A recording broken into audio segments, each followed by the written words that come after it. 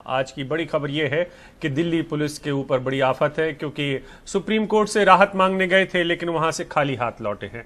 वैसे बार बार दिल्ली पुलिस कोशिश कर रही थी कि अपनी गेंद जो है सुप्रीम कोर्ट के पाले में डाल दे और आदेश ले आए ट्रैक्टर रैली के खिलाफ, जो कि सुप्रीम कोर्ट में भी पता है और जिसको लेकर लगातार दिल्ली पुलिस चाहती है कि सुप्रीम कोर्ट कोई आदेश दे ताकि किसान आंदोलनकारी अपनी 26 जनवरी की प्रस्तावित ट्रैक्टर रैली को टाल दें या उसमें बदलाव कर दें।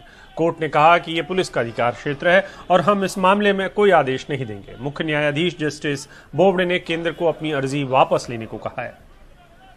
और इस मामले में ज्यादा जानकारी दे रहे हैं हमारे सहयोगी आशीष भार्गव। लेकिन उससे पहले सुन लेते हैं कि जो किसान नेता हैं उनका क्या कहना है। 26 तारीख को रैली निकालने को लेकर वो अब भी डटे हुए हैं, कह रहे हैं कि ये सब शांतिपूर्ण होगा। 26 तारीख को जो फैसला किया जत्थेबंदी ने कि हम रिंग रोड में अपना मार्च, ट्रैक्टर मार्च करेंगे, जो मार्च हमारा बिल्कुल शांतिपूर्ण अतः जो सरकारी प्रोग्राम है उसमें हम कोई वादा नहीं डालेंगे। एक कानून कल्ले किसान को नहीं मार करता है, ये मजदूर को करता है, मुलाजमों को करता है। ये कारपोरेट कराने के हक में कानून बनाया, इसलिए हम लगातार विरोध जारी रखेंगे। ये नीचे रद्द नहीं होते। हाँ? और लेकिन 26 तारीख का जो सरकारी कार्यक्रम है उसको आप बाधित नहीं करेंगे? नहीं, बिल्कुल बाधित नहीं करेंगे। कोई साडा प्रोग्राम है, पूरा शांति रहते हुए। किसानों के मुद्दे पर केंद्र सरकार और दिल्ली पुलिस को राहत नहीं मिली है। जो उनकी प्रस्तावित है ट्रैक्टर रैली है 26 जनवरी को, उस पर कोई भी आदेश जारी करने से या रोक लगाने से सुप्रीम कोर्ट ने इनकार कर दिया है और कहा है कि ये उसका काम नहीं है। वो पहले भी ये कह चुके हैं कि ये काम पुलिस का है और पुलिस ही फर्स्ट अथॉरिटी है और वो खुद तय करे कि किसे दिल्ली में प्रवेश देना है, किसी को नहीं देना है, रैली हो या ना हो।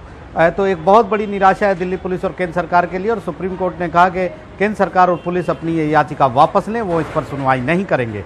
और दबाव में ये अर्जी वापस लेनी पड़ी केंद्र सरकार और पुलिस को। हालांकि अटॉर्नी जनरल के वेणुगोपाल कह रहे थे कि लाखों लोग दिल्ली की सीमाओं पर हैं, 5000 ट्रैक्टर दिल्ली में घुसने की तैयारी कर रहे हैं, ऐसे में रोक लगाने के आदेश जारी करने चाहिए, शांति भंग भी हो सकती है। लेकिन सुप्रीम कोर्ट ने कहा कि वो पहले कह चुका है ये काम आपका है और पुलिस का है, सरकार और पुलिस इस पर फैसला ले।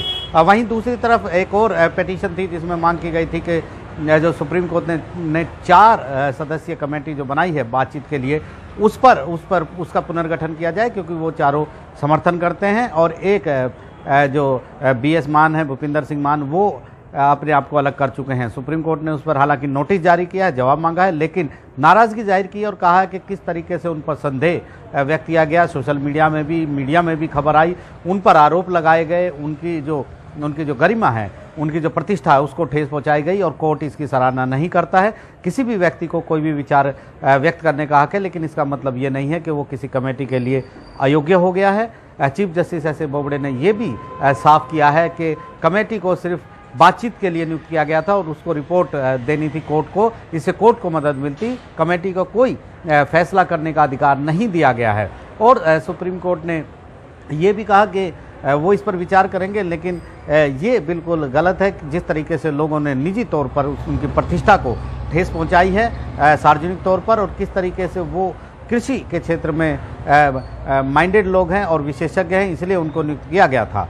इसके साथ साथ सुप्रीम कोर्ट ने किसान यूनियनों से भी कहा है कि वो उनको बाध्य तो नहीं कर सकते कि आप कमेटी के सामने जाएं, लेकिन वो ये कहते हैं कि या तो आप समाधान बताइए या फिर कमेटी के सामने अपनी बात रखिए। इसके साथ साथ सुप्रीम कोर्ट ने ये भी कहा है कि किसान जो हैं वो दिल्ली के लोगों को भरोसा दिलाएं कि शांति ट्रैक्टर रैली के दौरान बनी रहेगी दिल्ली में और किसी भी तरीके से कोई अप्रिय घटना नहीं होगी। तो लिहाजा सुप्रीम कोर्ट ये ज़रूर कह रहा है कि कोई विचार अगर प्रकट किए हैं तो उसका अर्थ ये नहीं है कि उसका फैसला बदल नहीं सकता, सुनने के बाद फैसला बदल जाता है। वो जज नहीं है, लेकिन अक्सर लोग जज भी किसी मामले में अपनी राय व्यक्त करते हैं, लेकिन पूरे मामले को सुनने के बाद उनकी भी राय बदल जाती है। तो भरोसा करना चाहिए सुप्रीम कोर्ट और कमेटी पर और अपनी बात रखनी चाहिए। वहीं प्रशांत भूषण और दुष्यंत दवे ने कहा कि वो प्रशांत भूषण तो साफ कह रहे थे कि वो कमेटी के सामने उनके मुवक्किल नहीं जाएंगे, लेकिन सुप्रीम कोर्ट ने कहा कि उनसे बात करें। नई दिल्ली से आशीष भार्गव, NDTV इंडिया।